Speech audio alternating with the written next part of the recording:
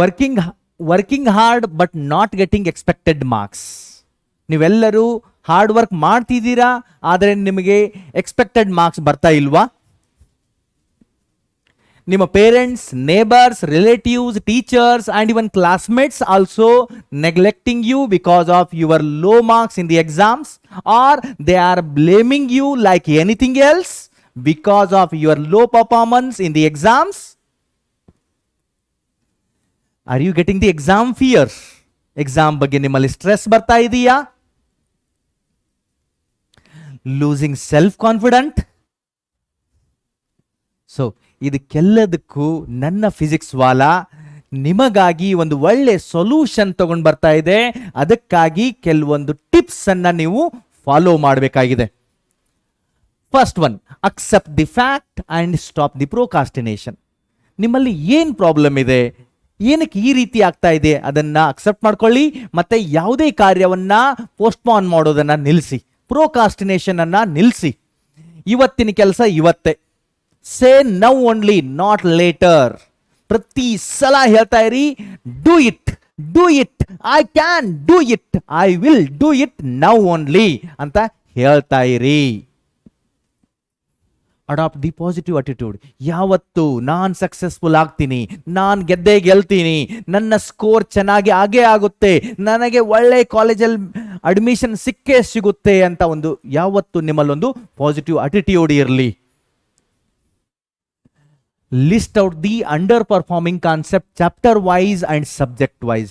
ಯಾವ ಕಾನ್ಸೆಪ್ಟ್ ಅಲ್ಲಿ ನೀವು ವೀಕ್ ಇದ್ದೀರಾ, ಯಾವ ಚಾಪ್ಟರ್ ನಿಮ್ಮದು ವೀಕ್ ಇದೆ, ಅದನ್ನ ಒಂದು ಕಂಪ್ಲೀಟ್ ಲಿಸ್ಟ್ ಮಾಡ್ಕೊಂಡು ಇಟ್ಕೊಳ್ಳಿ. ನಿಮ್ಮದು ಸ್ಟ್ರೆಂತ್ ಯಾವುದರಲ್ಲಿದೆ, ಯಾವ ಕಾನ್ಸೆಪ್ಟ್ ಅಲ್ಲಿ ನೀವು ವೀಕ್ ಇದ್ದೀರಾ ಅಂತ ಒಂದು ಕಂಪ್ಲೀಟ್ ಬುಕ್ ಅಲ್ಲಿ ಬರೆದಿಟ್ಕೊಳ್ಳಿ.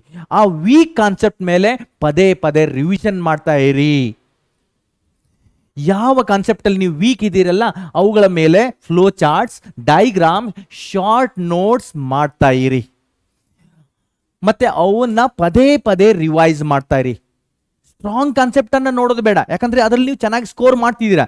ಯಾವ ಕಾನ್ಸೆಪ್ಟ್ ವೀಕ್ ಇದೆಯಲ್ಲ ಅದನ್ನ ಸರಿಯಾಗಿ ರಿವೈಸ್ ಮಾಡಿದ್ದೇ ಆದ್ರೆ, ಪದೇ ಪದೇ ರಿವೈಸ್ ಮಾಡಿದ್ದೇ ಆದ್ರೆ ಆಟೋಮೆಟಿಕ್ ಆಗಿ ನಿಮ್ಮ ಸ್ಕೋರ್ ಇಂಪ್ರೂವ್ ಆಗ್ತಾ ಹೋಗುತ್ತೆ. Next, paste the flow charts, diagrams on the wall of study room. Study room ಮೇಲೆ ಫ್ಲೋ ಚಾರ್ಟ್ಸ್ ಅಥವಾ ಡೈಗ್ರಾಮ್ಸ್ಗಳ ಮೇಲೆ ಈ ಚಾರ್ಟ್ಸ್ಗಳನ್ನ ಅಂಟಿಸ್ತಾ ಇರಿ. ಪ್ರತಿದಿನ ನೀವೊಂದು ನಿಮ್ಮ ವ್ಯೂ ಅನ್ನ ಗೋಡೆ ಮೇಲೆ ಹಾಯಿಸಿದ್ದೇ ಆದರೆ ಅದು ಅಲ್ಲಿ ಕಂಪ್ಲೀಟ್ ಒಂದ್ಸಲ ರಿವಿಷನ್ ಆಗುತ್ತೆ, ನೀವು ಪರ್ಫೆಕ್ಟ್ ಆಗ್ತಾ ಹೋಗ್ತೀರಾ ಕಾನ್ಸೆಪ್ಟ್ಗಳ ಮೇಲೆ. Next, 15 to 20 minutes meditation every day. Because ನಿಮ್ಮ ಮೈಂಡ್ಗೆ ರಿಲ್ಯಾಕ್ಸೇಷನ್ ಬೇಕು, ಬ್ರೈನ್ ನರ್ವ್ ಸೆಲ್ಸ್ಗಳಿಗೆ ರೆಸ್ಟ್ ಬೇಕು, ಬಾಡಿ ಸೆಲ್ಸ್ಗಳಿಗೂ ಪಾಸಿಟಿವ್ ಎನರ್ಜಿ ಬೇಕು. ಅದಕ್ಕಾಗಿ ಮೆಡಿಟೇಷನ್ ಮಾಡ್ತಾ ಇರಿ, ಆರ್ ಸನ್ರೈಸ್ ಅಥವಾ ಸನ್ಸೆಟ್ ನೋಡ್ತಾ ಇರಿ, ಆರ್ ಲೈಟ್ ಆಗಿ ವಾಕ್ ಮಾಡ್ತಾ ಇರಿ. Attend the classes at most concentration and write the notes. ಬಹಳಷ್ಟು ಜನ ಹುಡುಗರು ಏನ್ ಮಾಡ್ತಾರಂದ್ರೆ ತಮ್ಮ ಫ್ರೆಂಡ್ಶಿಪ್ ಸರ್ಕಲ್ನ ಪ್ರೆಷರಲ್ಲಿ ಬಂದು, ಪೀರ್ ಪ್ರೆಷರಲ್ಲಿ ಬಂದು, ನಡ್ರಪ್ಪ ಇವತ್ತು ಕ್ಲಾಸ್ ಬಂಕ್ ಮಾಡೋಣ, ಆ ಮೇಸ್ಟ್ರು ಏನು ಕಲಿಸ್ಬಿಡ್ತಾರೆ ಬಿಡಯ್ಯ ಕಂಡಿದ್ದೀನಿ ನಾನು ಅಂತ ಈ ರೀತಿ ಪ್ರೆಷರಲ್ಲಿ ಬಂದು ಕ್ಲಾಸನ್ನು ಮಿಸ್ ಮಾಡ್ಕೋತೀರಾ. ಪ್ರತಿಯೊಬ್ಬ ಮೇಸ್ಟ್ರು ಅಥವಾ ಲೆಕ್ಚರ್ ಇರ್ತಾರಲ್ಲ ನಿಮ್ಮ ಎಲ್ಲದು ಒಳ್ಳೆಯದಕ್ಕೆ ಹೇಳ್ತಿರ್ತಾರೆ. ಅವರ ಎಕ್ಸ್ಪೀರಿಯನ್ಸನ್ನು ನೋಡ್ಕೊಳ್ಳಿ, ಯಾರು ನಿಮ್ಮ ಕೆಟ್ಟದನ್ನು ಬಯಸೋದಿಲ್ಲ. ಸೊ ಎಲ್ಲ ಕ್ಲಾಸಸ್ ಅನ್ನು ನೀಟಾಗಿ ಅಟೆಂಡ್ ಆಗಿ ಅವುಗಳ ನೋಟ್ಸ್ ಅನ್ನ ಮಾಡ್ಕೊಳ್ಳಿ. Discuss with your classmates or teachers for the clarification of concepts without any hesitation. Prepare your own mnemonics to remember the concept for the longer period. ನಿಮ್ಮ ಶಾರ್ಟ್ ಟ್ರಿಕ್ಸ್ ಅನ್ನ, mnemonics ಅನ್ನ ಮಾಡ್ಕೊಳ್ಳಿ, ಅವುಗಳನ್ನ ಬರೆದಿಟ್ಕೊಳ್ಳಿ. ಇಲ್ಲ ಅಂದ್ರೆ ನಿಮ್ಮ ಸ್ಟಡಿ ರೂಮಿನ ಗೋಡೆಗಳಿಗೆ ಆ ಚಿಟ್ಸ್ ಅನ್ನ ಅಂಟಿಸಿ ಪದೇ ಪದೇ ಅವುಗಳ ಮೇಲೆ ಕಣ್ಣು ಹಾಯಿಸ್ತಾ ಇರಿ. ಇಲ್ಲಿ ಒಂದು ಉದಾಹರಣೆ ನೋಡಿ, ರಿನ್ಸ್ ಅಂತ ಒಂದು ನ್ಯೂಮೋನಿಕ್ಸ್ ಮಾಡಿದ್ದಾರೆ.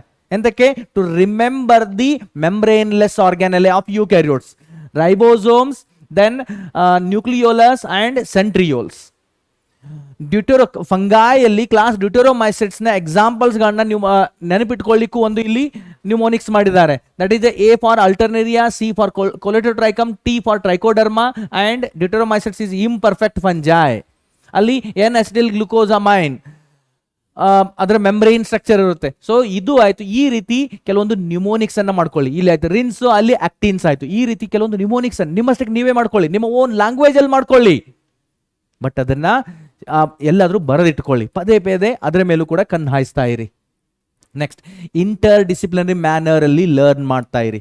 ಅಂದ್ರೆ ಕಾನ್ಸೆಪ್ಟ್ಗಳನ್ನ ಲಿಂಕ್ ಮಾಡಿ, chapter to chapter wise, subject to subject wise. ಒಂದು ಉದಾಹರಣೆ ನೋಡಿ, ಎಂಡರ್ಗೋನಿಕ್ ಪ್ರೊಸೆಸ್ ಅಂತ ಹೇಳ್ತೀವಿ ನಾವು ಫೋಟೋಸಿಂಥಸಿಸ್ ಅಲ್ಲಿ.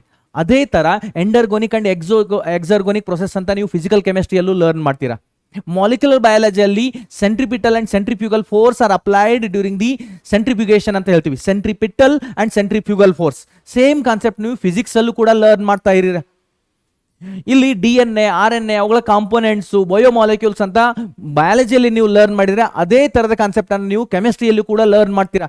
ಈ ರೀತಿ ಯಾವುದಾದ್ರೂ ಒಂದು ಚಾಪ್ಟರ್ ಲರ್ನ್ ಮಾಡ್ತಾ ಇದ್ರೆ ಆ ಚಾಪ್ಟರ್ ಬೇರೆ ಯಾವ ಕಾನ್ಸೆಪ್ಟ್ಗಳಿಗೆ ಲಿಂಕ್ ಆಗಿದೆ ಅನ್ನೋದು ನಿಮಗೆ ಗೊತ್ತಿರಬೇಕು. ಈ ರೀತಿ ಇಂಟರ್ ಡಿಸಿಪ್ಲಿನರಿ ಸ್ಟಡಿ ಮಾಡ್ತಾ ಇರಿ. Then solve the maximum question papers in a prescribed time or attend the regular tests.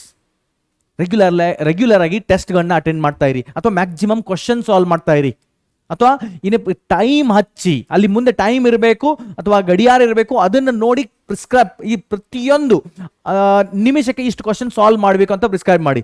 Biology question ಬಂದರೆ ಪ್ರತಿ ನಿಮಿಷಕ್ಕೆ 2 ಕ್ವಶನ್ಸ್. ಫಿಸಿಕ್ಸ್, ಕೆಮಿಸ್ಟ್ರಿ ಅಥವಾ ಮ್ಯಾಥ್ಸ್ ತರ ನ್ಯೂಮರಿಕಲ್ ಕ್ವಶನ್ಸ್ ಬಂದರೆ ನಿಮಿಷಕ್ಕೆ 1 ಕ್ವಶನ್ಸ್. ನೆನ್ಪಿಟ್ಕೊಳ್ಳಿ, ಥೆರಾಟಿಕಲ್ ಕ್ವಶನ್ಸ್ ಇದ್ರೆ ಅಲ್ಲಿ ಏನು ನ್ಯೂಮರಿಕಲ್ಸ್ ಇಲ್ಲ ಅಂದ್ರೆ ಬಯಾಲಜಿ ಕಾನ್ಸೆಪ್ಟ್ ಬರುತ್ತೆ, ಅಲ್ಲಿ ಪ್ರತಿ ನಿಮಿಷಕ್ಕೆ 2 ಕ್ವಶನ್ಸ್. ನ್ಯೂಮರಿಕಲ್ಸ್ ಬಂದ್ರೆ ನಿಮಿಷಕ್ಕೆ 1 ಕ್ವಶನ್ಸ್ ನಿಮ್ದು ಸಾಲ್ವ್ ಆಗಲೇಬೇಕು. ಅದರಿಂದ ಸ್ಪೀಡ್ ಇಂಪ್ರೂವ್ ಆಗುತ್ತೆ, ಕಾನ್ಸೆಪ್ಚುಯಲ್ ನಾಲೆಜ್ ಇಂಪ್ರೂವ್ ಆಗುತ್ತೆ, ಟೈಮ್ ಮ್ಯಾನೇಜ್ಮೆಂಟ್ ಪರ್ಫೆಕ್ಟ್ ಆಗುತ್ತೆ. ಕೆಲವೊಂದು ಸಲ ಬರೀ ರೀಡಿಂಗ್ ಮಾಡೋದ್ರಿಂದ ಕಾನ್ಸೆಪ್ಟ್ ಕ್ಲಿಯರ್ ಆಗೋದಿಲ್ಲ, ಬಟ್ ಕ್ವಶನ್ ಸಾಲ್ವ್ ಮಾಡೋದ್ರಿಂದನೂ ಕಾನ್ಸೆಪ್ಟ್ ಕ್ಲಿಯರ್ ಆಗ್ತಾ ಇರುತ್ತೆ. ಅದಕ್ಕಾಗಿ ಕಂಟಿನ್ಯೂಸ್ ಆಗಿ ಕ್ವಶನ್ ಸಾಲ್ವ್ ಮಾಡ್ತಾ ಇರಿ. Strictly do the error analysis and maintain the error analysis book. ನಿಮ್ಮದೇ ಆದಂಥ ಒಂದು ಎರರ್ ಅನಾಲಿಸಿಸ್ ಬುಕ್ ಮೇಂಟೈನ್ ಮಾಡಿ. ಒಂದು ಎಕ್ಸಾಮ್ ಮುಗಿದ್ರೆ, ಯಾವುದಾದ್ರೂ ಒಂದು ಯೂನಿಟ್ ಟೆಸ್ಟ್ ಇದೆ, ಪ್ರಾಕ್ಟೀಸ್ ಟೆಸ್ಟ್ ಮುಗಿದಾದ ತಕ್ಷಣ ಆ ಕ್ವಶನ್ ಪೇಪರಲ್ಲಿ ನೀವು ಏನೇನು ಮಿಸ್ಟೇಕ್ ಮಾಡಿದ್ದೀರಾ, ಯಾವ ಚಾಪ್ಟರ್ನ ಅದು ಮಿಸ್ಟೇಕು, ಯಾವ ಪೇಜ್ ಮೇಲಿದೆ, ಬುಕ್ಕಿನ ಯಾವ ಪೇಜ್ ಮೇಲಿದೆ, ಅದು ಎಲ್ಲವೂ ಬರೆದಿಡಿ. ಈ ರೀತಿ ನಿಮ್ಮದೇ ಆದಂಥ ಒಂದು ಎರರ್ ಅನಾಲಿಸಿಸ್ ಬುಕ್ ಮಾಡಿದ್ದೆ ಆದರೆ ನಿಮ್ಮಲ್ಲಿ ಯಾವ ಯಾವ ಕಾನ್ಸೆಪ್ಟ್ ಮೇಲೆ ನೀವು ವೀಕ್ ಇದ್ದೀರಾ ಅನ್ನೋದು ಒಂದು ಕಂಪ್ಲೀಟ್ ಲಿಸ್ಟ್ ಆಗುತ್ತೆ. ಅವುಗಳ ಮೇಲೆ ಜಾಸ್ತಿ ನೀವು ಫೋಕಸ್ ಮಾಡ್ತಾ ಹೋದರೆ, ಯಾವ ಕಾನ್ಸೆಪ್ಟನ್ನು ನೀವು ಪದೇ ಪದೇ ಮರಿತಿದ್ದೀರಾ, ಯಾವ ಎಕ್ಸಾಂಪಲ್ಸ್ಗಳನ್ನ ನೀವು ಪದೇ ಪದೇ ಮರಿತಿದ್ದೀರಾ ಅಂತ ಒಂದು ನಿಮಗೆ ಒಂದು ಐಡಿಯಾ ಸಿಕ್ಕರೆ ಅವುಗಳನ್ನು ಪದೇ ಪದೇ ರಿವಿಷನ್ ಮಾಡ್ತಾ ಹೋಗಿ, ಆಟೋಮೆಟಿಕ್ ಆಗಿ ನಿಮ್ಮ ಸ್ಕೋರ್ ಇಂಪ್ರೂವ್ ಆಗುತ್ತೆ. Maintain the revision cycle even in a hectic period. ಬಹಳಷ್ಟು ವಿದ್ಯಾರ್ಥಿಗಳು ಹೇಳ್ತಿರ್ತಾರೆ, ಇಲ್ಲ ನನಗೆ ಸ್ಕೂಲ್ ವರ್ಕ್ ಇದೆ, ಅಸೈನ್ಮೆಂಟ್ ಇದೆ, ಸೆಮಿನಾರ್ ಇದೆ, ಪ್ರಾಕ್ಟಿಕಲ್ಸ್ ಅಟೆಂಡ್ ಆಗಬೇಕು, ಜರ್ನಲ್ಸ್ ಬರೀಬೇಕು, ಅದಾದ ನಂತರ ಸ್ಕೂಲ್ ಯೂನಿಟ್ ಟೆಸ್ಟ್ ರೆಡಿ ಆಗಬೇಕು, ಈ ಎಲ್ಲವೂ ಮಾಡಿ ನನಗೆ ಬೇರೆ ಟೈಮ್ ಸಿಗ್ತಾ ಇಲ್ಲ ಅಂತ ಹೇಳಲಿಕ್ಕೆ ಹೋಗಬೇಡಿ. ನಿಮ್ಮ ರಿವಿಷನ್ ಸೈಕಲ್ ಪ್ರತಿದಿನ 1 ಅಥವಾ 2 ಗಂಟೆ ನಿಮ್ಮ ಚಾಪ್ಟರ್ ಮೇಲೆ ರಿವಿಷನ್ ಆಗ್ತಾನೆ ಇರಲಿ. ನಿಮ್ಮ ರಿವಿಷನ್ ಸೈಕಲ್ ರೆಗ್ಯುಲರ್ಲಿ ನಡೀತಾನೆ ಇರಲಿ. That's most important. Next, B cool, com and never get panic. Always ಹೇಳ್ತಾ ಇರಿ, ನಾನು ಗೆದ್ದೇ ಗೆಲ್ತೀನಿ, ನಾನು ಸಕ್ಸಸ್ಫುಲ್ ಆಗೇ ಆಗ್ತೀನಿ. ಯಾವತ್ತು ಪಾಸಿಟಿವ್ ಅಟಿಟ್ಯೂಡ್ ನಿಮ್ಮಲ್ಲಿ ಇರಲಿ. ಹೆದರಿಕೆ ನಿಮ್ಮ ಹಿಂದೆ ಮುಂದೆ ಕೂಡ ಸುಳಿದೇ ಇರಲಿ. ಯಾವುದೇ ಕಾರಣಕ್ಕೂ ಟೆನ್ಷನ್ ಆಗಬೇಡಿ. Speak less and always be in touch with your good friends. ಎಕ್ಸಾಮ್ಗೆ ಪ್ರಿಪೇರ್ ಆಗುವಾಗ ಜಾಸ್ತಿ ಮಾತಾಡೋದು ಬೇಡ. ಮಾತಾಡೋದ್ರಿಂದ ಎನರ್ಜಿ ವೇಸ್ಟ್ ಆಗುತ್ತೆ. ಮತ್ತು ಯಾವತ್ತು ನಿಮ್ಮ ಒಳ್ಳೆ ಫ್ರೆಂಡ್ಸ್ ಇರ್ತಾರಲ್ಲ, ನಿಮ್ಮ ಜೊತೆ ಗ್ರೂಪ್ ಡಿಸ್ಕಷನ್ ವಗೇರೆ ಮಾಡ್ತಿರ್ತಾರಲ್ಲ, ಸಬ್ಜೆಕ್ಟ್ ವೈಸ್ ಡಿಸ್ಕಷನ್, ಅವ್ರ ಜೊತೆ ಟಚ್ಚಲ್ಲಿರಿ.